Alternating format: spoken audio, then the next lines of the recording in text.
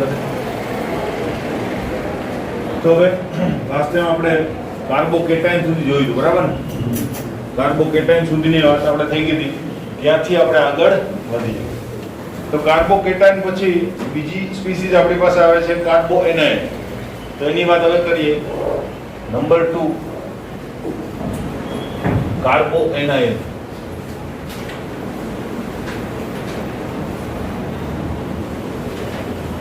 હવે કાર્બોએનાઇન એટલે બરાબર કાર્બોએનાઇન. હવે કાર્બોએનાઇન ની અંદર સેમ ટુ સેમ જે વિગતો છે એ આપણે આપીશું કે જે આપણે અગાઉ આપેલી હતી તે જ. બરાબર. કઈ કઈ વિગતો આપીશું? પહેલી વાત એની ડેફિનેશન. હવે ડેફિનેશન શું થશે આપણી પાસે? તો કે ધન વીજભારિત કાર્બનને કાર્બોકેટાઇન કહેવાય. તો અહીંયા શું આપીશું? ઋણ વીજભારિત કાર્બનને બરાબર ઋણ વીજભારિત કાર્બનને કાર્બોએનાઇન કહેવામાં આવે. કાર્બોએનાઇન માટે હવે ખાસ ધ્યાન રાખજો. કાર્બોએનાઇન માટે જો હું કોઈ ઉદાહરણ લખું બરાબર, તો દાખલા તરીકે ઉદાહરણની અંદર હું સીધું સિમ્પલ એક્ઝામ્પલ લખી શકું અહીંયા બરાબર કે આ ઇલેક્ટ્રોન અહીંયા રહી ગયા અને CH3 માઇનસ બની ગયું અને પ્લસ Cl કેવું બની ગયું પ્લસ. સીધું સિમ્પલ એક્ઝામ્પલ. પણ એમ ગણો તો આવી કઈ વસ્તુ થતી નથી, કારણ કે કાર્બોકેટાઇન બનાવવો થોડોક સરળ છે પણ કાર્બોએનાઇન જે છે જલ્દીથી બનતો નથી. એટલે કે કાર્બન ઉપર માઇનસ ચાર્જ ઉત્પન્ન કરતા રિએજન્ટની સંખ્યા ઘણી ઓછી છે. એવા રિએજન્ટ કેટલાક જ છે કે જે કાર્બન ઉપર માઇનસ ચાર્જ જે છે ઉત્પન્ન કરી બતાવે, જેની અંદર એક વિજ્ઞાન પ્રક્રિયક આવે બરાબર, બ્યુટાઇલ લિથિયમ આવે. આવા પ્રકારના પ્રક્રિયકો જે છે એ કાર્બન ઉપર માઇનસ ચાર્જ ઉત્પન્ન કરી બતાવે. એટલે સીધું સરળ સમજવા માટે આ બરાબર છે, પણ આ વસ્તુ એમ બનતી નથી બરાબર. તો એનું સાચું ઉદાહરણ જે છે એ આ પ્રમાણે હું આપી શકું. જો એટલે આ ઉદાહરણ જે છે તમને વારંવાર જ્યાં જ્યાં કાર્બોએનાઇન ની વાત હશે ને ત્યાં તમને જોવા મળશે. આનું નામ છે એસિટોન. એસિટોનની જ્યારે કોઈ બેઝ સાથેની પ્રક્રિયા કરવામાં આવે ત્યારે સૌપ્રથમ એ શું કરે, અહીંયાથી H+ લઈ લેશે, CH3 CO અને CH2 માઇનસ બનાવશે. માઇનસ શું કરી દેશે? H2O. અહીંથી H+ ગયો ને એટલે ત્યાં શું થઈ ગયો છે? CH2 minus. ખબર પડી? કારણ શું છે? તો કાર્બોનિલ સમૂહની બાજુનો જે CH3 હોય ને એસિડિક હોય બરાબર. આ જ રીતે ઉદાહરણ તમે આલ્ડીહાઇડ નું પણ આપી શકો. આ એસિડ આલ્ડીહાઇડ બરાબર. તો આ હાઇડ્રોજન એસિડિક નહીં હોય, આ હાઇડ્રોજન જે છે ને એ એસિડિક હશે. હવે કેમ એવું હોય છે? એ જ હાઇડ્રોજન વધારે એસિડિક હોય છે બરાબર. એની વાતો છે ને એ 12મા ધોરણની અંદર આવશે, આલ્ડીહાઇડ કીટોન કાર્બોક્સિલિક એસિડ ની અંદર. જો કે એમાં કઈ એ બધી રોકેટ સાયન્સ પણ નથી. આ જે છે ટોટોમેરિઝમ તમે જોયેલું છે. ટોટોમેરિઝમ એસિટોનમાં થયેલું હતું. તો અહીંયા જેમ હાઇડ્રોજન પોતાનું સ્થાન બદલે છે, એમાં માઇનસ ચાર્જ પણ શું કરશે? પોતાનું સ્થાન બદલશે, એક સંસ્પંદન બંધારણો બનાવશે જેના લીધે એ વધારે પડતું સ્થાયી થઈ જશે બરાબર. તો અહીંયા આ જે H છે આને એવા સંસ્પંદન બંધારણો નહીં મળે બરાબર. બીજી એક વાત યાદ રાખજો, દ્વિબંધ જે છે ને એમ ગણો તેની ઇલેક્ટ્રોન ખેંચવાની વૃત્તિ વધારે. જ્યાં જ્યાં દ્વિબંધ હોય એવા સંયોજનો ઇલેક્ટ્રોન ખેંચવાની વૃત્તિ વધારે ધરાવતા હોય. તો અહીંયા આ ઇલેક્ટ્રોન ખેંચવાની વૃત્તિ હોય એટલે આ હાઇડ્રોજન જે છે એ જલ્દીથી દૂર થાય નહીં બરાબર. H+ સ્વરૂપે ત્યાં પોઝિટિવ ચાર્જ જે છે એ અનસ્ટેબલ ગણાય. દ્વિબંધ ધરાવતા કાર્બન ઉપરનો પોઝિટિવ ચાર્જ અનસ્ટેબલ ગણાય. એટલે અહીંયા તમને એ વસ્તુ જોવા મળે. આ માઇનસ એટલે અહીંયા પણ તમે લખી શકો, પણ CH2 માઇનસ આ બાજુ થશે અને અહીંયા CHO. ક્લિયર? આના માટેનું બેસ્ટ ઉદાહરણ છે CH3 C double bond O CH2 C double bond O CH3. આને બે કાર્બોનિલ સમૂહ લાગુ પડે કે નહીં બરાબર. તો એની એસિડિકતા સૌથી વધારે. આના ઉપરનું આખું ચેપ્ટર છે, આને એક્ટિવ મિથિલિન ગ્રુપ કહેવાય. એક્ટિવ મિથિલિન ગ્રુપ બરાબર. આના ઉપરની ઘણી બધી રાસાયણિક પ્રક્રિયાઓ આપણે જાણીતી છે. તો આની પ્રક્રિયા બેસ્ટ થાય, સૌથી વધારે સારી, અને ત્યાં માઇનસ ચાર્જ જે છે ઉત્પન્ન આપણે બહુ સરળતાથી કરી શકીએ.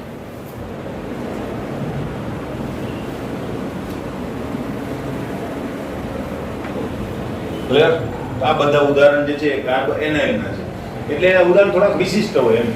મેં સિમ્પલ કરવા માટે આ વસ્તુ આપી દઉં, સમજવા માટે બેસ્ટ હાઇપોથેટિકલ ઉદાહરણ, બરાબર. અલ્ટિમેટલી તમારે કાર્બોએનાઇન બનાવવું હોય તો એની સ્ટેબિલિટીની પણ તમારે કેર કરવી પડે, બરાબર. કે ભાઈ જે કાર્બોએનાઇન બને જે સ્ટેબલ રહેવો જોઈએ, બાકી સ્ટેબલ રહે નહીં. એનું કારણ શું છે? મેં હમણાં જ વાત કરી હતી કાર્બોકેટાઇનની અંદર કે ભાઈ અલ્ટિમેટલી રોગનું કારણ શું છે? કાર્બોકેટાઇનના ધન વીજભાર. એમાંના રોગનું કારણ શું હશે? ઋણ વીજભાર, બરાબર. હવે મિથાઇલ સમૂહ ઇટસેલ્ફ ઇલેક્ટ્રોડોનેટિંગ છે, પોતે જ ઇલેક્ટ્રોનનું દાન કરે છે, ખબર ને? હવે એના ઉપર તમે માઇનસ ચાર્જ ઉત્પન્ન કરો તો એ માઇનસ ચાર્જમાં તો ઉલટાનું શું થઈ જાય? વધારો થઈ જાય, બરાબર પડી. એટલે એટલા માટે શું થાય તો કે એની જે કેરેક્ટરિસ્ટિક છે એ વધારે શું થઈ જાય? સક્રિય બની જાય. અને એટલી બધી સક્રિયતામાં કોઈ પણ મોલેક્યુલ જે છે એ બહુ લાંબો સમય ટકી શકે નહીં, તરત જ શું થઈ જાય? કોઈની સાથે પ્રક્રિયા કરીને ડિસ્ટ્રોય થઈ જાય, બરાબર. એટલે એની સક્રિયતા જે છે એ ઘટાડવી પડે. એ સંસ્પંદનના કારણે શક્ય બને. અહીંયા તમને બે ના સંસ્પંદન તમને લાગુ પડે, બરાબર. આ કાર્બન ઉપર માઇનસ ચાર્જ જઈ શકે, અહીંયા આવી શકે, અહીંયા પણ આવી શકે. ક્લિયર? તો આ ઉદાહરણની વાત થઈ ગઈ અને આવા ઉદાહરણ તમને જોવા મળશે. એટલે ત્યારે તમને એવું ના થાય કે ભાઈ આવા કોમ્પ્લેક્સ ઉદાહરણ શું કામ આપે? સિમ્પલ આપ્યો તો સિમ્પલ આપી શકાય નહીં. નેક્સ્ટ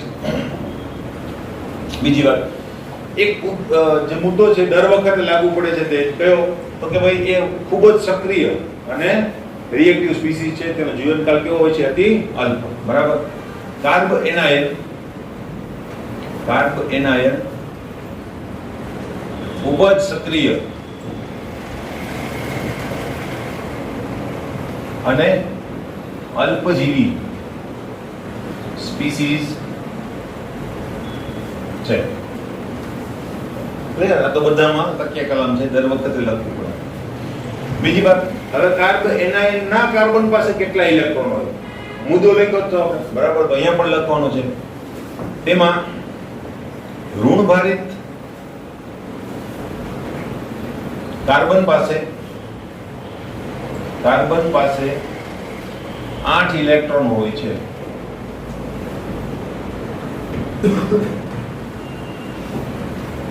આ પ્રશ્ન ઘણી બધી રીતે પૂછાય. એક તો આ સીધો પ્રશ્ન, ભાઈ કેટલા ઇલેક્ટ્રોન હોય છે, બરાબર. પછી તમને શું પૂછે ખબર? કે નીચેમાંથી પછી બધા મિક્સચરમાં આપેલું હોય તમને કે નીચેમાંથી કઈ સ્પીસીસમાં અષ્ટક પૂર્ણ છે, બરાબર. અષ્ટક પૂર્ણ છે અને તમને આવા બધા આપ્યા હોય, બરાબર. કોઈ કાર્બોકેટાઇન બનાવીને આપેલું હોય, બરાબર. કોઈ કાર્બોએનાઇન બનાવીને આપેલું હોય, BF3 આપેલું હોય, બરાબર. PCl5 આપેલું હોય. તો આની અંદર કયો જવાબ આવે?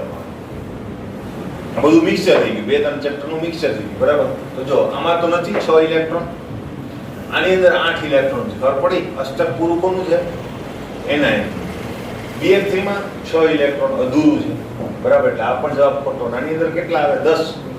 અષ્ટક કરતા વધારે ઇલેક્ટ્રોન છે, બરાબર. એટલે આ પણ પ્રોપર જવાબ કહેવાય. એટલે 8 ઇલેક્ટ્રોન અષ્ટક પૂરું છે એવું કોણ છે? ખાલી કાર્બોનાઇન. તમે એને જ છોડી દો, કારણ તમને વીજભાર દેખાય એટલે તમને એમ થાય કે આ વસ્તુનું અષ્ટક પૂરું હોય જ નહીં, બરાબર. એટલા માટે જ આ પ્રશ્ન અગત્યનો થઈ જાય. મોટા ભાગના જવાબ જે છે એ ખોટો આપે.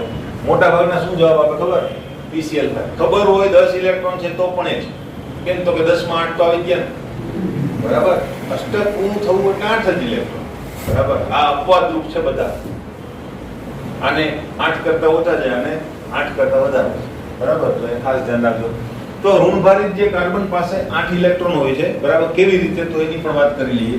પછી જો મિથાઇલ સમૂહની જો વાત કરીએ તો એ આ રીતે હતો. અહીંયા કોઈ હતું પણ ખરા હેલોજન, બરાબર. કે કોઈ બી હતું, બરાબર. એ પોતાના ઇલેક્ટ્રોન છોડીને ગયું એટલે એક ઇલેક્ટ્રોન કાર્બનનો છે ને એક કોઈ બીજાનો છે, એટલે એના ઉપર શું છે? Minus charge. હવે તમે ગણો ઇલેક્ટ્રોન કેવી રીતે ગણવાના છે, મેં એની વાત કરી જ દીધી છે. બધા ઇલેક્ટ્રોન કાર્બનના જ ગણાય, ભાગીદારીના પણ. 2, 2, 4, 2, 6, 8 થઈ ગયા 8 ઇલેક્ટ્રોન. જેવા 8 ઇલેક્ટ્રોન થઈ જાય એટલે તમે એક વસ્તુ બીજી પણ કહી શકો કે નહીં? એનું સંકરણ કેવું હશે? sp3. સંકરણ કેવું હોય છે? sp. કારણ કે જો 3 સિગ્મા બોન્ડ છે એના માટે તો એક કક્ષક જોઈશે. પછી આ જે 9 ઇલેક્ટ્રોન યુગ્મ છે એ તો અત્યારે તો અબંધકારક છે કે નહીં?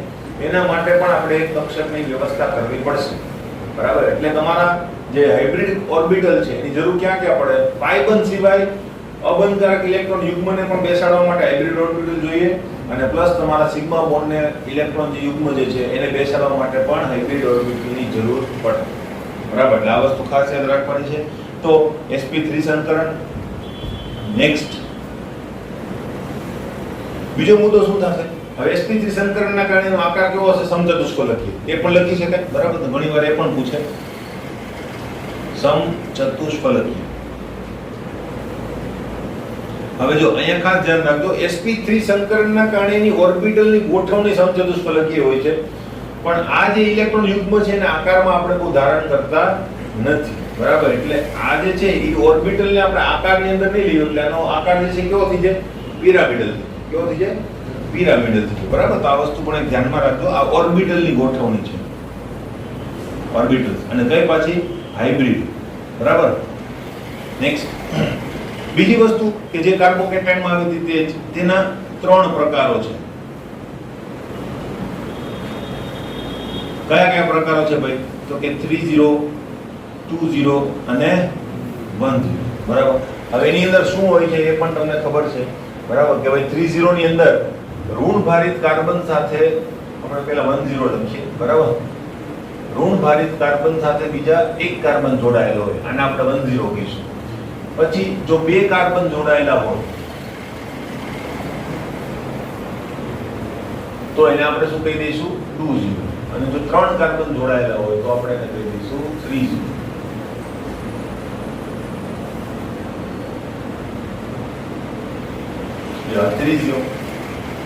પછી શું આવે? સ્થાયિકતા, બરાબર? તો સ્થાયિકતાનો ક્રમ પેલા કરતા ઉલટો. સ્થાયિકતાનો ક્રમ પેલા કરતા ઉલટો. કેમ ભાઈ? તો કે વીજભાર ઉલટો છે. ધન વીજભાર હોય તો જે બાજુ સ્થાયિકતા વધતી હોય, ઋણ વીજભારમાં એ જ બાજુ ઘટતી હોય.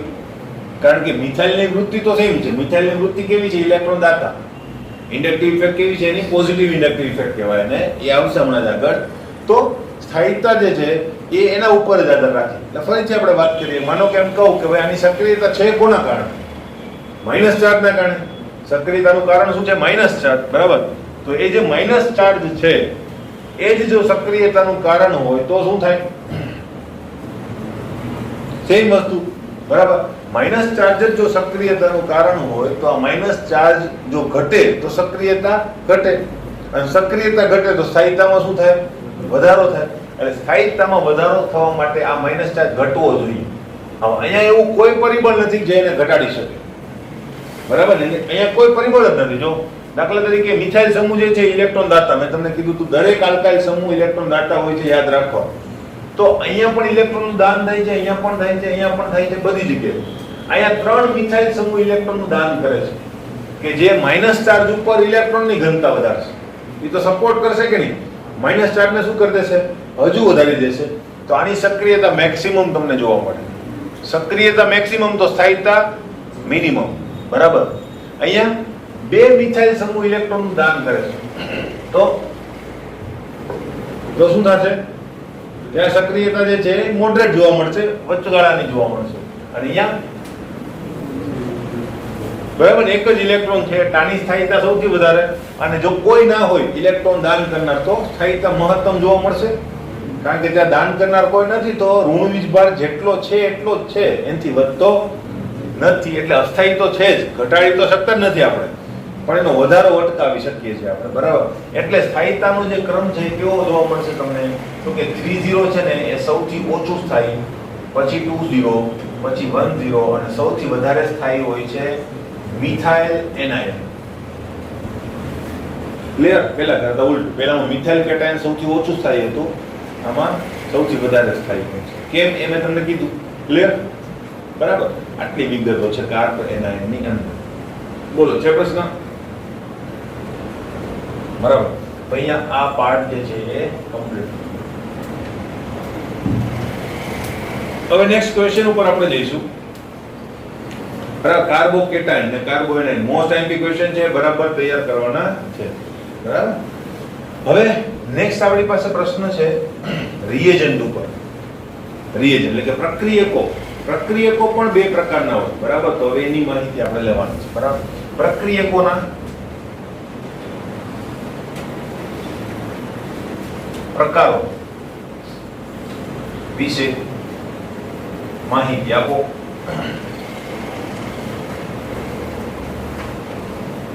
આપણો પ્રશ્ન થશે પ્રક્રિયકોના પ્રકારો વિશે માહિતી આપો, બરાબર.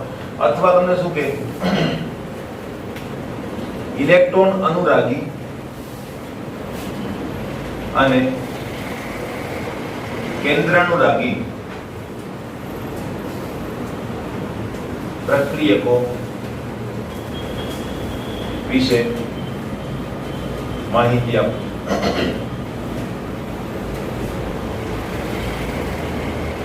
બરાબર. તો આ રીતે તમને પ્રશ્ન પૂછાય. તો આમાં પ્રકારો કીધા તો પેલા પ્રકારો લખવા પડે, બરાબર, કે ભાઈ પ્રક્રિયકો મુખ્યત્વે બે પ્રકારના હોય છે, ઇલેક્ટ્રોન અનુરાગી અને કેન્દ્ર અનુરાગી. તો બંનેની વિગતો આપણે લેવાની છે. તો પહેલા આપણે વિગત લઈશું કેન્દ્ર અનુરાગી. પહેલા લઈ લઈએ, બરાબર. નંબર 1, કેન્દ્રાનુરાગી પ્રક્રિયકો.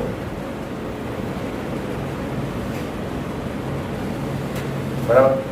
હવે આ કેન્દ્રાનુરાગી પ્રક્રિયકો જે છે એને ન્યુક્લિયોફિલિક કહેવામાં આવે.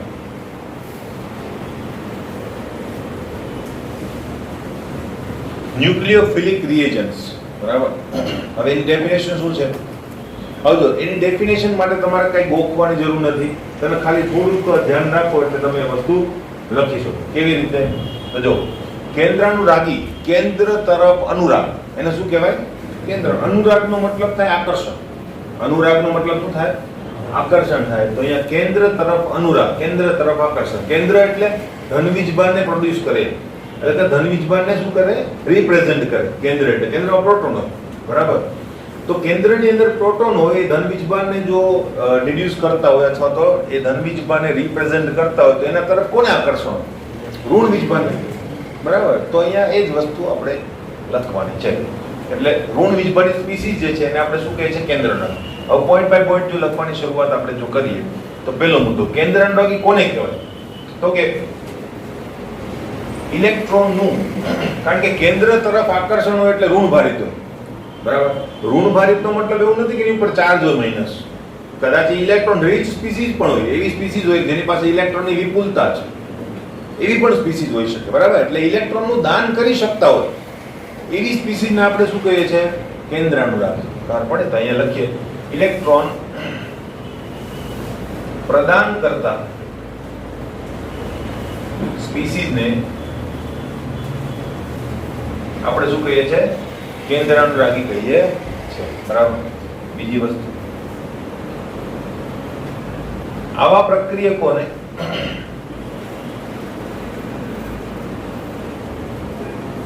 કેન્દ્ર તરફ આકર્ષણ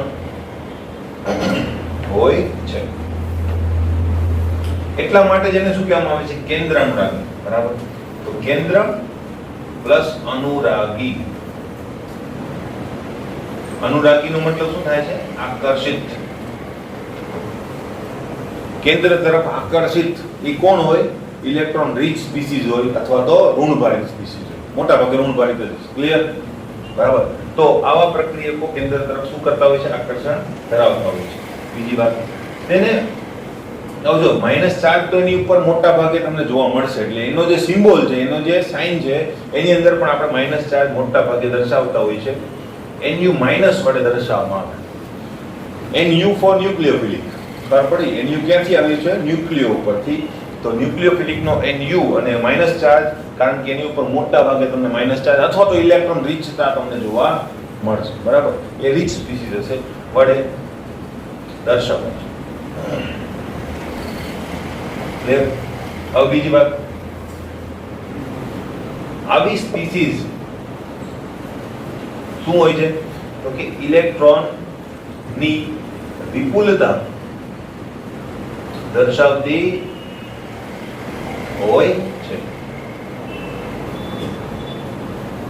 ઉદાહરણની અંદર એના ઉદાહરણ બે રીતે આવશે. એક તો તટસ્થ સ્પીસીસ અને એક વીજભાર વાળી સ્પીસીસ. વીજભારમાં મેં તમને કીધું કયો હશે? ઋણ વીજભાર જ હશે, બરાબર. તો અહીંયા આપણે લખીશું મોટા ભાગના ઋણ આયનો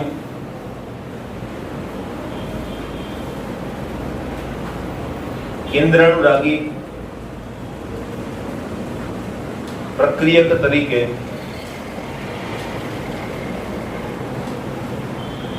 વર્તે છે. ખબર પડી? દાખલા તરીકે તમને જે મન ભાવે ઋણ એનો લખી નાખો, કામ પૂરું. બરાબર. Cl minus, Cl minus, Br minus, 2 થી 3 ઉદાહરણ આપી દો, ઇનફ છે. બરાબર. OH માઇનસ વગેરે વગેરે. ક્લિયર? નેક્સ્ટ, આ તો બહુ ઈઝી, એના સિમ્બોલ ઉપરથી ખબર પડી જાય.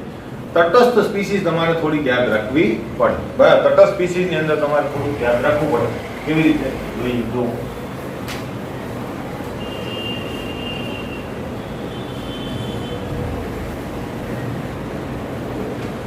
તટસ્થ સ્પીસીસ ની અંદર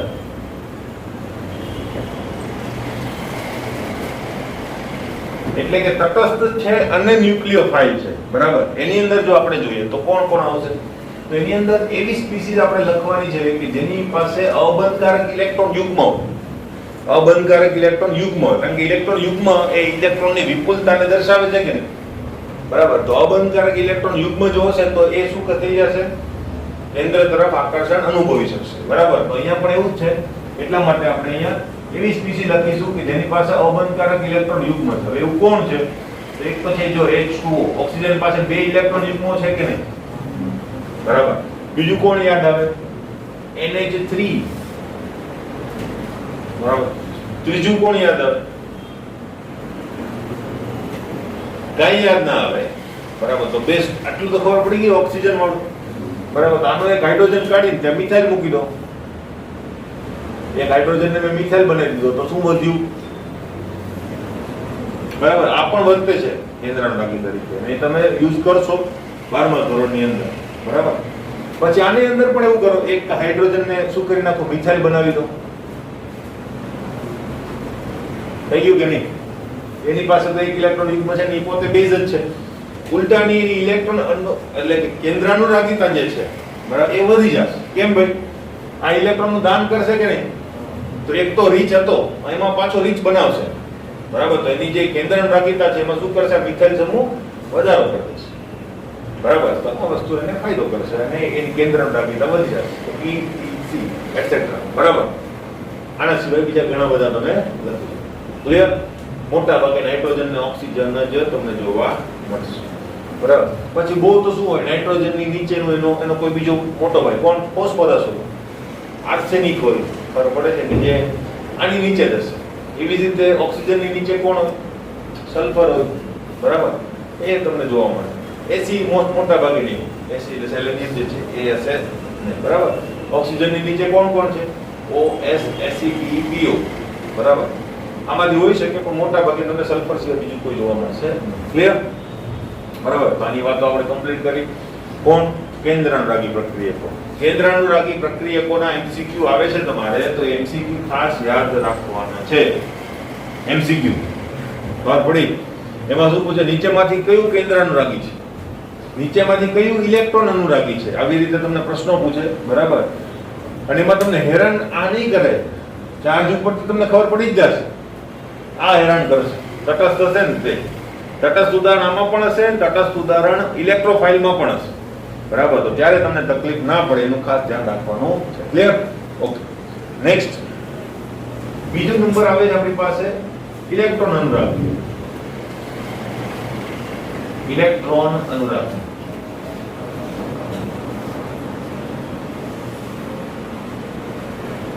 બરાબર. કેન્દ્ર અનુરાગી અને ઇલેક્ટ્રોન અનુરાગી. એની અંદર શું હોય છે? સેમ ટુ સેમ જ વિગતો હું લખીશ આ ક્રમની અંદર. બરાબર. પહેલા આપણી ડેફિનેશન, તો અહીંયા ઇલેક્ટ્રોન પ્રદાન કરે છે તો પહેલું શું હશે? ઇલેક્ટ્રોન સ્વીકારનાર હશે કે? બરાબર. તો અહીંયા ઊંધું લખીશું આપણે ખાલી, એટલે તમને યાદ રાખવામાં ઈઝી નહીં. એક વસ્તુ તૈયાર કરો એટલે બીજી વસ્તુ ઓટોમેટિક એના કરતા વિરુદ્ધ તૈયાર થઈ જાય. અહીંયા પણ સેમ ટુ સેમ હતું. આ તો ઉદાહરણની અંદર થોડીક મેં વધારે ડિસ્કસ કરી, બાકી તમારે તો એક જ ઉદાહરણ આપવાનું છે. અહીંયા પણ સેમ વસ્તુ. બરાબર. તો અહીંયા પહેલા આપણે વ્યાખ્યા લખીએ. ઇલેક્ટ્રોન સ્વીકારનાર સ્પીસીઝ ને શું કહેવામાં આવે છે ભાઈ? ઇલેક્ટ્રોન અનુરાગી. બીજી વાત કરીએ નંબર 2. બરાબર. એની અંદર આપણે શું લખીએ? આવા પ્રક્રિયકોને કેન્દ્ર તરફ, આને કોના તરફ હશે? ઇલેક્ટ્રોન તરફ હશે કે નહીં આકર્ષણ? અહીં લખીશું આવી સ્પીસીઝ ને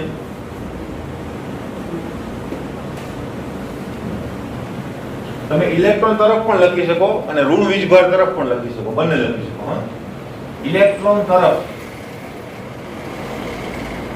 અથવા તો ઋણ ભાર તરફ આકર્ષણ હોય છે. ક્લિયર? બરાબર. એટલા માટે જેને શું કહેવામાં આવે છે? ઇલેક્ટ્રોન અનુરાગી. ઇલેક્ટ્રોન તરફ આકર્ષિત. અનુરાગનો મતલબ આકર્ષણ. બરાબર. ફરીથી કહી દઉં એટલે નામ ઉપરથી જ ખબર પડી જશે કોના તરફ આકર્ષાતો હશે, અને એના ઉપરથી તમે બીજો પોઈન્ટ લખી શકશો. આને જો ન્યુક્લિયોફાઇલ કહેવાય, આને છે ને ઇલેક્ટ્રોફાઇલ કહેવાય ઇંગ્લિશમાં. ઇલેક્ટ્રોફાઇલ અથવા તો ઇલેક્ટ્રોફિલિક રિએજન્ટ્સ. બરાબર. તો આના ઈ ઉપરથી તેને ઈ માઈનસ વડે દર્શાવવામાં આવે, સોરી ઈ પ્લસ વડે દર્શાવવામાં આવે. કારણ કે ઇલેક્ટ્રોન તરફ આકર્ષણ કોને હોય? ધન વીજભારને હોય. મોટા ભાગે ધન આયનો જ એવા હશે કે જે ઇલેક્ટ્રોન અનુરાગી તરીકે વર્તશે. બરાબર. પણ કેટલીક તટસ્થ સ્પીસીસ પણ છે કે જે ઇલેક્ટ્રોન અનુરાગી તરીકે વર્તે છે. બરાબર. પણ આપણે એના સિમ્બોલની અંદર પ્લસ ચાર્જનો યુઝ કરીશું જેથી કરીને તમને ઈઝીલી ખ્યાલ આવે. બરાબર. તો તેને વડે દર્શાવો. બીજો મુદ્દો શું હતો આપણી પાસે? આવી સ્પીસીસ ઇલેક્ટ્રોનની વિપુલતા દર્શાવતી હશે. અહીંયા શું હશે? વિપુલતાનું વિરોધી ઉણપ. બરાબર. તો આવી સ્પીસીસ ઇલેક્ટ્રોનની ઉણપ ધરાવતી હશે. ખબર પડી? નેક્સ્ટ મુદ્દો આપણે શું લખીએ છીએ? મોટા ભાગના ઋણ આયનો. અહીંયા શું હશે? મોટા ભાગના ધન આયનો. બરાબર. મોટા ભાગના ધન આયનો શું હોય છે ભાઈ? ઇલેક્ટ્રોન અનુરાગી તરીકે વર્તે છે. બરાબર. અને એ ધન આયનોનું ઉદાહરણ અહીંયા આપ્યા એવી રીતે અહીંયા પણ આપી શકો. બરાબર. ધન આયનો તમને યાદ હોવા જોઈએ ખાલી, અને એમાં પણ કઈ મુશ્કેલી નથી. જો દાખલા તરીકે એક તો યાદ જ છે તમને કાર્બોકેટાયન, એવી રીતે તમે કાર્બો એનાયન પણ આપી શકો. પછી Fe+ તો આ બધા અપાય. એના કરતા બેસ્ટ તમારે છે ને કોના આપવાના ખબર? થોડા યાદ રાખી લેવાના. Cl- હતું કે નહીં? Cl+. NO2- હતું કે નહીં? NO2+. આ બધા આપણે બનાવીશું. અને મેં ઉદાહરણ જે છે એ ધનવીજભારમાં નિયમ લાગે ત્યારે આપેલા જ હતા બધા. બરાબર. Br- પણ લખી શકો. બરાબર. અહીંયા બે વસ્તુ લખી શકો. પછી CH3+ પણ તમે લખ્યું છે, આ લખ્યું છે. બરાબર. પછી બીજું શું લખીએ આપણે? કોઈ બી તમારે જે મન થાય તે લખી શકો. બરાબર. CH3CO+. બરાબર. પછી SO3H+ આ પણ લખી શકાય. બરાબર. તો બહુ બધા તમે આયનો જે છે એ લખી શકો. ક્લિયર? એટસેટ્રા. તમે વ્યક્તિ બે લખો એટલે બસ ઇનફ છે. Next point. નેક્સ્ટ પોઈન્ટ તો તટસ્થ સ્પીસીસ. આમાં પણ તટસ્થ સ્પીસીસ હોય કે જે શું કરતી હોય? ઇલેક્ટ્રોન અનુરાગી તરીકે વર્તતી હોય. બરાબર. તો તટસ્થ સ્પીસીસની અંદર ઉદાહરણ જો આપણે આપીએ તો એમાં ઉદાહરણ કયા આપવાના? આ યાદ રાખવા પડે. બરાબર. લુઈસ એસિડ જે છે એ બધા ઇલેક્ટ્રોન ખેંચનાર હોય. લુઈસ એસિડ જે છે ઇલેક્ટ્રોન ખેંચનાર. આ યાદ રાખવાનું. જો આ એક પ્રશ્ન મારા મગજમાં આવી ગયો. બરાબર. તો લુઈસ બેઝ શું હશે?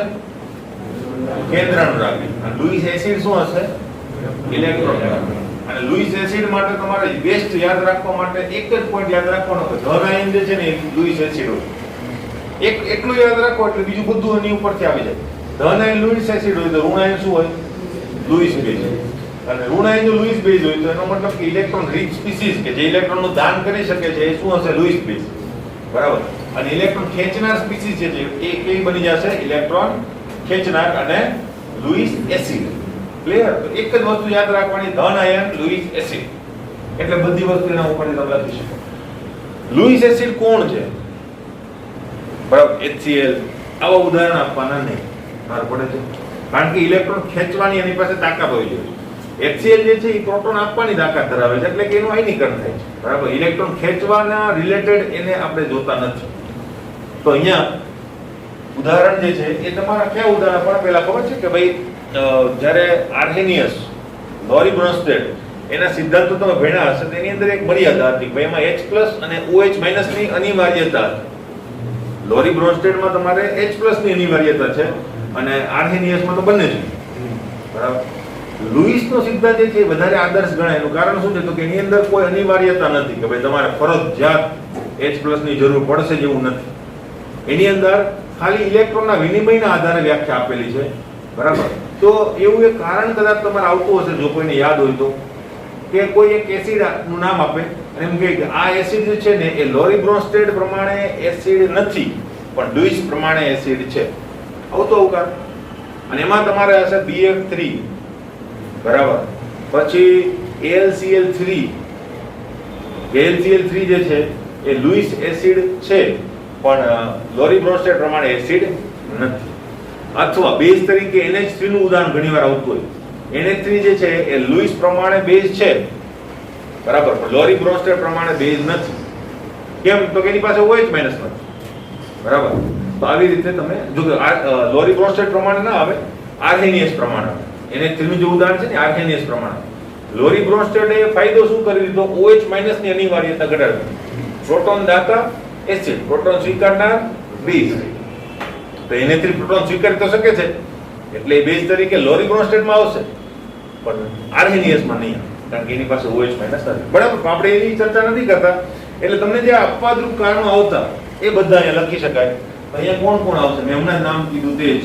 એક તો AlCl3 લ્યુઇસ એસિડ, બરાબર. પછી તમે લખી શકો BF3, પછી BCl3 પણ લખી શકો, બરાબર. એવી રીતે તમે બીજા ઉદાહરણની અંદર જો તો FeCl3 પણ લખી શકો, બરાબર. બધા કેવા છે? લ્યુઇસ એસિડ છે, બરાબર. પછી તમારે FeBr3 લખો, અહીંયા BCl3 લખો તો પણ ચાલે, બરાબર.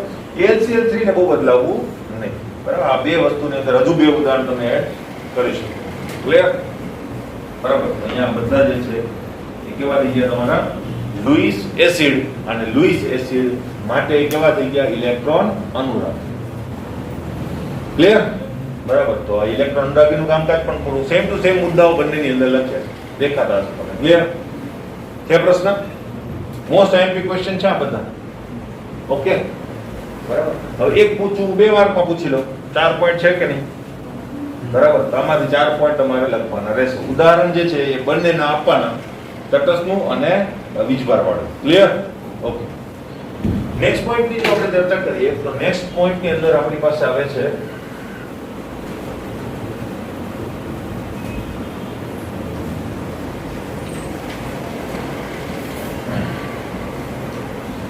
રાસાયણિક પ્રક્રિયા દરમિયાન સંયોજનમાં થતું ઇલેક્ટ્રોનનું સંચલન. મેં તમને કીધું તો ખબર, સંચલન એટલે ઇલેક્ટ્રોનની ગતિ, બરાબર. તો એના રિલેટેડ આપણી પાસે આવે છે ઇલેક્ટ્રોનનું સંચલન.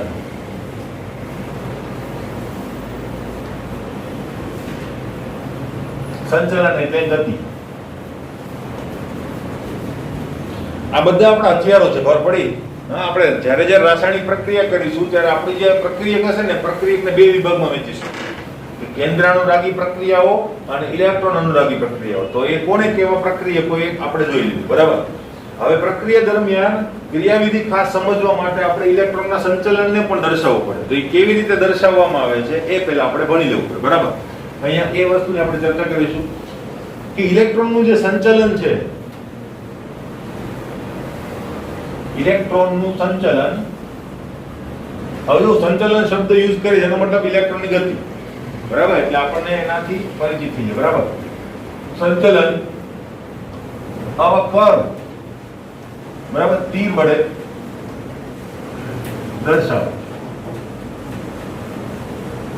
એટલે આવું એક તીર યુઝ કરીશું આપણે, કર્વ, બરાબર, ઇલેક્ટ્રોનની ગતિ દર્શાવવા માટે. હવે આ તીર જે છે એ શું દર્શાવે છે એની પણ વાત આપણે કરી લઈએ. તો આ તીર ઇલેક્ટ્રોનની ગતિ દર્શાવે છે. તેને ઇલેક્ટ્રોન ની શરૂઆતની સ્થિતિ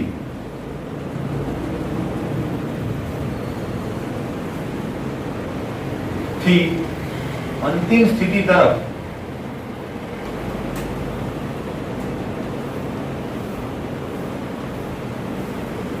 દર્શાવે છે. બરાબર. એટલે ઇલેક્ટ્રોન જ્યાંથી શરૂ કરે મૂવમેન્ટ કરવાનું, ત્યાંથી શરૂ કરી અને જ્યાં પૂરું કરે ત્યાં સુધી દર્શાવવાનું. અને એક બીજો નિયમ પણ છે કે જ્યાં લખેલો નથી એટલે હું તમને લખાવતો નથી, ઇલેક્ટ્રોન જે છે એટલે કે આ એરો જે છે, બરાબર, એરો પછી ખાલી આવો કર્વ જ એવું જરૂરી નથી, એ પણ હું તમને કહી દઉં. બરાબર, આ તો એક જ મોલેક્યુલની અંદરની વાત આપણે કરીએ છીએ. બાકી તમે એરો જે દર્શાવો છો ગમે ત્યાં, કે અહીંથી આમ જશે મોલેક્યુલ, અહીંથી આમ જશે, બધા એરો અલ્ટિમેટલી ઇલેક્ટ્રોનની જ વર્તણૂક દર્શાવે છે. તો મોટા ભાગે આ એરો જે છે એ ઇલેક્ટ્રોન રીચ સ્પીસીસથી ઇલેક્ટ્રોન ડેફિશિયન્ટ સ્પીસીસ તરફ ખબર પડે છે. એટલે મેં તમને યાદ હશે કે મેં જ્યારે પેલું કાર્બોકેટાયન બનાવવા માટે એક ઉદાહરણ આપ્યું હતું. આ ઉદાહરણ આપણે આપ્યું હતું ત્યારે OH માઇનસ જે હતું, બરાબર, એને આની ઉપર એટેક કર્યો. તો જો હું આ રીતે દર્શાવું તો ખોટું, ટેકનિકલી ખોટું થાય. મારે એરો હંમેશા ઇલેક્ટ્રોન રીચ થી ઇલેક્ટ્રોન ડેફિશિયન્ટ તરફ દર્શાવવો જોઈએ. એટલે કે ઇલેક્ટ્રોનની ઉણપ જે છે ને એ તરફ જવો જોઈએ. કારણ કે ઇલેક્ટ્રોનનો ફ્લો તો એ જ રીતે હશે કે નહીં, બરાબર. એટલે ઘણીવાર મોટું મોલેક્યુલ અહીંયા હોય, નાનું મોલેક્યુલ પેલી બાજુ હોય, છતાં પણ એને દર્શાવવામાં આવે એ વસ્તુ ઉકેલો. એટલે મારા એરો આ બાજુ દર્શાવવું જોઈએ, ખબર પડે. હવે તમને અહીંયા બહુ મજા આવે કે કાંઈ વાંધો નહીં, આપણે એવી જ રીતે દર્શાવવું હતું, બરાબર. પ્રોબ્લેમ ક્યાં થાય? પ્રોબ્લેમ થાય અહીંયા, બરાબર. માનો કે મારી પાસે આ ટાઈપનું એક મોલેક્યુલ છે, CH3OO અને અહીંયા H, બરાબર. અહીંયા લખો લીધો CH3OO અને H, બરાબર. હવે આની પ્રક્રિયા એસિડ સાથે કરો ને એટલે શું બનાવે? આવા પ્રકારનું બનાવે, CH3OH2+. એક H જે છે એ એડ થઈ જાય. કેમ ત્યાં એડ થયો હશે? તો કે આ જે છે એ ઇલેક્ટ્રોન અનુરાગી થશે કે નહીં? જો ધમીભારી છે, ઇલેક્ટ્રોન અનુરાગી થશે. અને આની પાસે જે છે એ કેવી છે? ઇલેક્ટ્રોન રીચ સ્પીસીસ, બરાબર. એટલે ઓક્સિડેશન રિડક્શન જેવું જ છે. ઇલેક્ટ્રોન અનુરાગી હોય તેની સામેનો શું હશે? કેન્દ્ર અનુરાગી હશે. તો આની તરફ આકર્ષણ હશે, કહેવાય કે નહીં, બરાબર. તો આ આના ઉપર એટેક કરે. એટલે આપણે શું લખીએ? નાનું સ્પીસીસ તો આ છે, ગામ થોડું ફરે, ગાડું ફરે, બરાબર. એવું નથી કહેતા આપણે. તો અહીંયા આ સ્પીસીસ અહીંયા આવે, આવું લખીએ ને કે ભાઈ પ્રોટોન એટેક કર્યો. પણ આ એરો ખોટો કહેવાય ખરેખર, બરાબર. ખરેખર મારે એરો જે છે ઇલેક્ટ્રોન રીચ સ્પીસીસ થી ઇલેક્ટ્રોન ડેફિશિયન્ટ સ્પીસીસ તરફ દોરવો જોઈએ. આ એરો બરાબર યોગ્ય કહેવાશે. ખબર પડી? આમાં તકલીફ પડે કારણ કે આપણને પેલું દર્શાવવામાં મજા આવે, જેમ અહીંયા આવતી, કારણ કે નાનું સ્પીસીસ આવે બાજુમાં એવું આપણે ધારતા હોઈએ. પણ એરો જે છે હંમેશા electron rich two electron deficient તરફ થવો જોઈએ. ઓકે, બરાબર. તો આ એક ખાસ ધ્યાન રાખજો. બીજો પોઈન્ટ લઈએ, બરાબર. ઇલેક્ટ્રોનના સંચલન દરમિયાન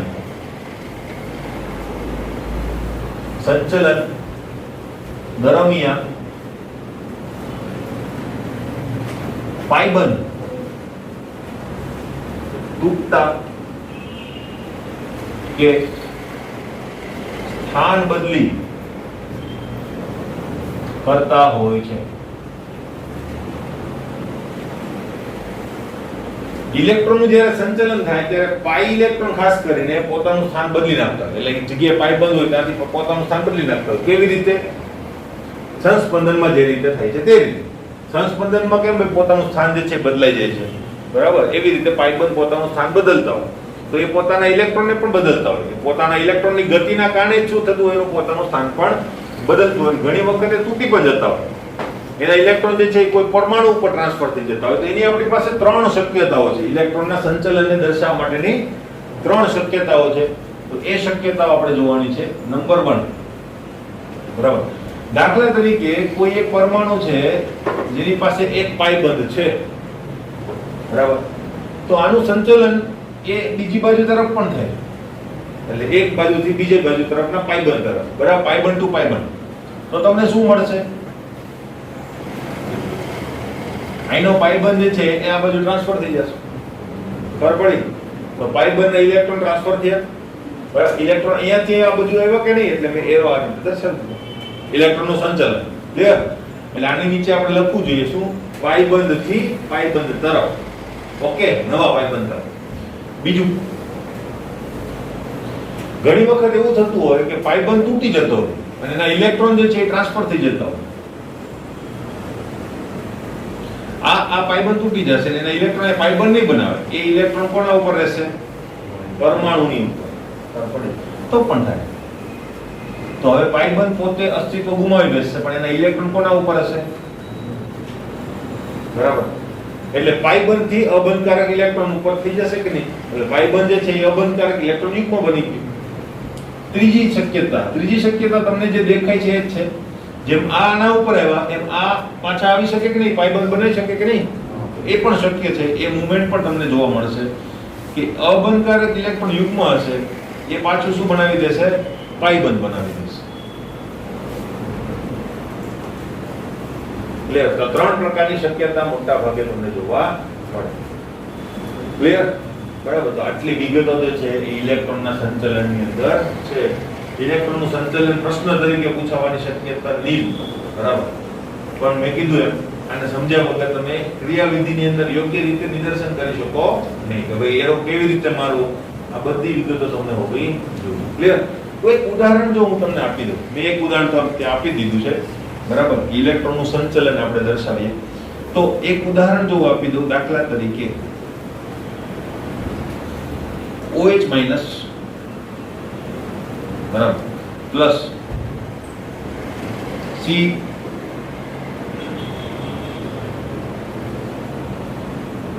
આ પ્લસ. તો એરો કેવી રીતે દર્શાવીશ? બરાબર. અને બની જશે નિપજ. તો આ રીતે પણ બને.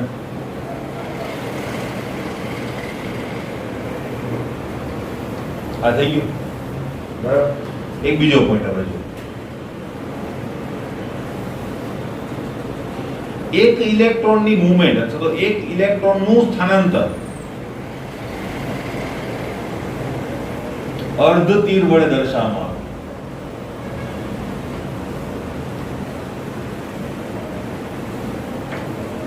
ખબર પડી?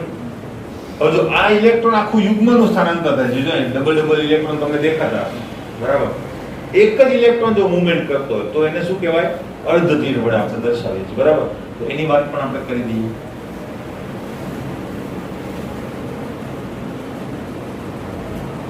હવે માનો કે અહીંયા થાય છે એવા પ્રકારનું વિભાજન જેને આપણે સમવિભાજન હવે આપણે હમણાં જોવાના છે. તો એની અંદર શું થાય? એક એક ઇલેક્ટ્રોન જે છે છૂટા છૂટા થઈ જાય. બરાબર. તો શું થાય? આનો એક ઇલેક્ટ્રોન અહીંયા આવી જશે, આનો એક ઇલેક્ટ્રોન અહીંયા આવી જશે. ખબર પડી? તો આને કહેવાય અર્ધ તીર, અડધું તીર. બરાબર. તો શું મળશે તમને? એક ઇલેક્ટ્રોન આની પાસે, એક ઇલેક્ટ્રોન આની પાસે. ક્લિયર છે પ્રશ્ન? બસ આટલી વિગતો આની અંદર. ઓકે છે પ્રશ્ન? બસ સિમ્પલ વસ્તુ ખાલી યાદ રાખવાની છે અને બીજી કેટલાક ઉદાહરણ છે બરાબર જોવાના છે. પ્રશ્ન પૂછવાની શક્યતાઓ છે કારણ કે આ પાઠમાં ઘણું બધું છે કે જે પૂછાય છે. ક્લિયર? નેક્સ્ટ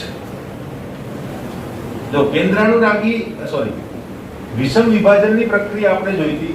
સમ વિભાજનની હવે બાકી છે. તો એના ઉપર પાછા આવીએ. બરાબર. ઘણી બધી વિગતો આપણે જોઈ લીધી કે જેનો ઉપયોગ આપણે કરતા હતા. બરાબર. હવે સમ વિભાજનના જે મુદ્દો છે એના ઉપર છે આપણે પાછા રિટર્ન આવીએ. નવો મુદ્દો મારી પાસે છે સમ વિભાજન. બરાબર. કે જેને આપણે નંબર આપેલો હતો 2, યાદ હશે. સમ વિભાજન.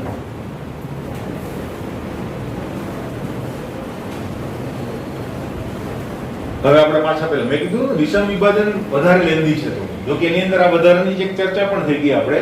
બરાબર. ને એક આ રિએજન્ટની ચર્ચા પણ થઈ ગઈ એની સાથે સાથે વિષમ વિભાજનની વાત કરી દઈએ ફટાફટ. તો વિષમ વિભાજન એટલે શું? તો જેમ આપણે સમ વિભાજનમાં લખ્યું હતું સેમ મુદ્દાઓ વિષમ વિભાજનમાં હશે.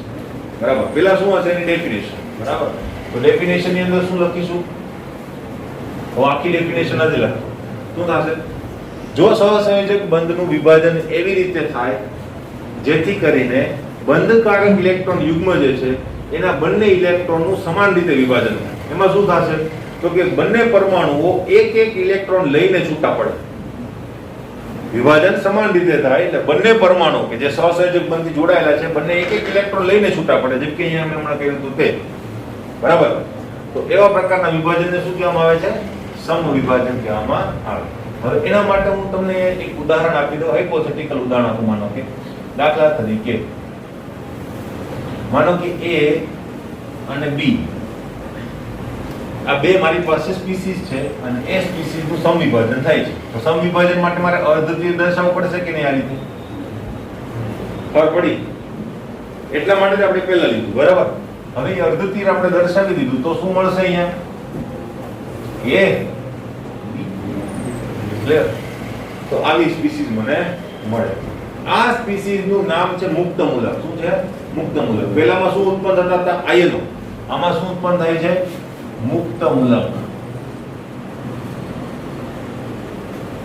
ઇંગ્લિશમાં એને કહેવાય ફ્રી રેડિકલ. ઇંગ્લિશમાં કહેવાય ફ્રી રેડિકલ. તો આ ફ્રી રેડિકલ આપણને મળે એટલે આપણો નેક્સ્ટ મુદ્દો શું થશે? સમવિભાજનના કારણે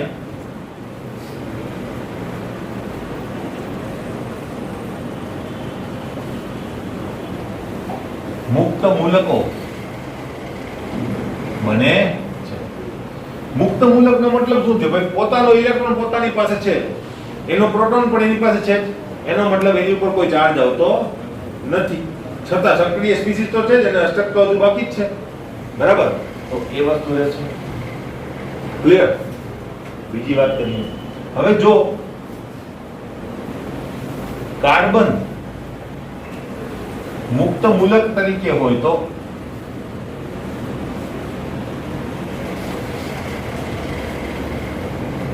શું થશે? તો કાર્બન મુક્ત મૂલકના સંયોજકતા કક્ષકમાં કેટલા ઇલેક્ટ્રોન? સંયોજકતા કક્ષકમાં કેટલા ઇલેક્ટ્રોન હશે ભાઈ? જોઈ લઈએ. જો માનો કે અહીંયા હાઇડ્રોજન હાઇડ્રોજન હાઇડ્રોજન અને અહીંયા એક બંધ હતો, બરાબર, જે તૂટી ગયો છે અને એનો એક ઇલેક્ટ્રોન એની પાસે છે. આ બધામાં તો ઇલેક્ટ્રોન યુગ્મ છે જ, બરાબર? તો આ છે કાર્બન મુક્ત મૂલક, બરાબર? તો આમાં કેટલા ઇલેક્ટ્રોન હશે સંયોજકતા કક્ષકમાં? 2 2 4 2 6 અને 1 7. તો 7 ઇલેક્ટ્રોન હોય છે. કેટલા? બરાબર. તો કાર્બન મુક્ત મૂલક ની સંયોજકતા કક્ષકમાં 7 ઇલેક્ટ્રોન હોય છે, બરાબર? તેનું સંકરણ કેવું હોય છે? કારણ કે અયુગ્મિક ઇલેક્ટ્રોનને પણ બેસાડો તો પડશે જ. અર્ધપૂર્ણ હાઇબ્રિડ ઓર્બિટલ હોય, બરાબર? તો આ અર્ધપૂર્ણ હાઇબ્રિડ ઓર્બિટલમાં રહેશે તો એની પણ એક ઓર્બિટલ એક્સ્ટ્રા જોઈશે. 1 2 3 અને પ્લસ એક આની કેટલી 4 ઓર્બિટલની આપણે જરૂર પડશે. એટલે તેનું સંકરણ કેવું થઈ જશે? sp3 સંકરણ થશે. ક્લિયર? એ વસ્તુ ખબર પડી ગઈ. તો તેનું સંકરણ sp3 છે. તે ખૂબ જ સક્રિય અને અલ્પજીવી સ્પીસીસ છે. આ બધાની અંદર તકિયા કલમ આવશે, બરાબર? હવે આનો આકાર પણ ઘણીવાર પૂછે તો આકાર જે છે એમાં આ આકાર ખરેખર ગણાય નહીં, પણ એની અંદર જે હાઇબ્રિડ ઓર્બિટલ છે એ કેવી રીતે વિસ્તરેલી હશે? સમચતુષ્ફલકીય રીતે. તો તે ખૂબ જ સક્રિય સ્પીસીસ છે. હવે તેના પણ 3 પ્રકાર, બરાબર? તેના 3 પ્રકારો જ છે. ક્યાં ક્યાં? તો કે 10 20 અને 30. તો 10 નો મતલબ તો કે એક કાર્બન સાથે જોડાયેલું હોય જે મુક્ત મૂલક કાર્બન છે. તે મુક્ત મૂલકમાં આવું ડોટ દર્શાવવાનો થાય હે બાજુમાં દર વખતે. પહેલામાં જેમ પ્લસ ચાર્જ દર્શાવે છે, કાર્બ એનાયનમાં માઈનસ ચાર્જ દર્શાવે છે. આની અંદર શું હશે? ટપકું, બરાબર? CH3 CH3H CH3 C CH3 CH3 ટપકું. Clear? 3 પ્રકાર થઈ ગયા. હવે પાછી ચર્ચા શેની આવશે? સ્થાયિકતાની. સેમ ટુ સેમ કાર્બેનાઇડ ની જેમ જ, બરાબર? સ્થાયિકતા માટે જો આપણે જોઈએ સ્થાયિકતા, બરાબર? તો સ્થાયિકતા માટે શું કરવું? આની ઉપર વીજભાર તો છે નહીં, આની તો કોઈ પેટમાં દુખાવો જ નથી. તો હવે એની કેરેક્ટરિસ્ટિક કેવી હશે તમે વિચારો. એને અષ્ટક પૂરું કરવું છે કે નહીં? હા. તો એને શું છે? ઇલેક્ટ્રોનની જરૂર છે કે ઇલેક્ટ્રોન દેવો પડે? જરૂર છે. એને ઇલેક્ટ્રોનની જરૂર છે. એટલે મુક્ત મૂલક જે છે એ ઇલેક્ટ્રોન ડેફિશિયન્ટ સ્પીસીસમાં આવે. ઇલેક્ટ્રોન યાચક પણ એને કહેવાય. યાચક એટલે ભિખારી, એવું પણ લખેલું હોય છે પુસ્તકની અંદર. હા ને? યાચક, ઇલેક્ટ્રોન યાચક સ્પીસીસ છે. ઇલેક્ટ્રોન લેવાની વૃત્તિ ધરાવતી સ્પીસીસ છે. એટલે કોના જેવી વૃત્તિ થઈ? કાર્બોકેટાઇન જેવી કે નહીં? તો બસ, તો સ્થાયિકતાનો ક્રમ પણ કેવો છે? કાર્બોકેટાઇન. ખબર પડી? આ રીતે યાદ રાખવાનું. ઇલેક્ટ્રોન ખેંચનાર સ્પીસીસ, ઇલેક્ટ્રોન ખેંચનાર સ્પીસીસનો મતલબ કાર્બોકેટાઇન જેવું. તો આની સ્થાયિકતાનો ક્રમ પણ કાર્બોકેટાઇન જેવો છે. એટલે 30 સૌથી વધારે સ્થાયી થશે, 20 એના કરતા ઓછું, 10 એના કરતા ઓછું, અને મિથાઇલ મુક્ત મૂલક જે છે એ સૌથી ઓછું સ્થાયી હોય છે.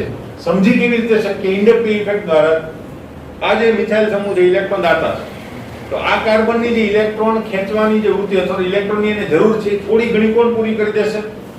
આ મિથાઇલ એને સ્થાયી બનાવશે. અહીંયા બે મિથાઇલ છે કે જે પોતાની ઇલેક્ટ્રોન ડેન્સિટી પહેલા આપશે, જેના લીધે થોડુંક શું બની જશે? સ્થાયી બનશે. અહીંયા 3 મિથાઇલ સમૂહ એને વધારે સ્થાયી બનાવશે. ખબર પડી? તો આ રીતે એની સ્થાયીતા જે છે એમાં વધારો થાય છે મુક્ત મૂલકની અંદર. ક્લિયર? તો આ મુક્ત મૂલકીય સ્થાયીતા અને સમવિભાજનનું કે સમવિભાજનમાં આટલું જ કન્ટેન્ટ છે, બીજું કાંઈ નથી.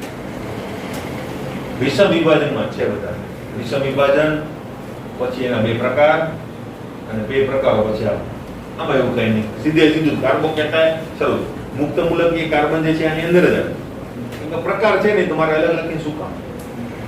ખબર પડી? પહેલામાં તો આયનોના 3 મુદ્દા કે ભાઈ એમાં આયનો ઉત્પન્ન થાય, તો અહીંયા મુક્ત મૂલક ઉત્પન્ન થાય. મુક્ત મૂલકમાં કોઈ ચાર્જ હોતો નથી. પહેલામાં 2 મુદ્દાઓ જુદા હતા. કયા? તો કે ભાઈ ઋણ વીજભારિત હોય એટલે ઋણાયન કહેવાય, એટલે કે ઇલેક્ટ્રોનની વિપુલતા વાળા ઋણાયન અને ડેફિશિયન્ટ વાળા ધનાયન. આમાં તો એવો મુદ્દો આવે એટલે એ 2 મુદ્દાઓ નીકળી ગયા. ચોથો મુદ્દો પેલો હતો કે એના 2 પ્રકારો છે, કાર્બોકેટાયન કાર્બોએનાયન. એ મુદ્દો પણ આની અંદરથી નીકળી ગયો. સીધું શું શરૂ થઈ ગયું? કાર્બન જો મુક્ત મૂલક તરીકે હોય તો કાર્બન મુક્ત મૂલકની બધી જ વસ્તુ કે જે આપણે કાર્બોકેટાયન અને કાર્બોએનાયન માટે લખેલી છે. ક્લિયર? એટલે આ બહુ નાનકડું એવું છે અને જે સિક્વન્સ છે એ મેન્ટેન થશે બધામાં. ક્લિયર? જેથી કરીને યાદ રાખવામાં આપણને ઈઝી પડે. બોલો, છે પ્રશ્ન? બરાબર. કેટલો સમય પૂરો? બરાબર. અહીંયા સુધી આપણે રાખીએ.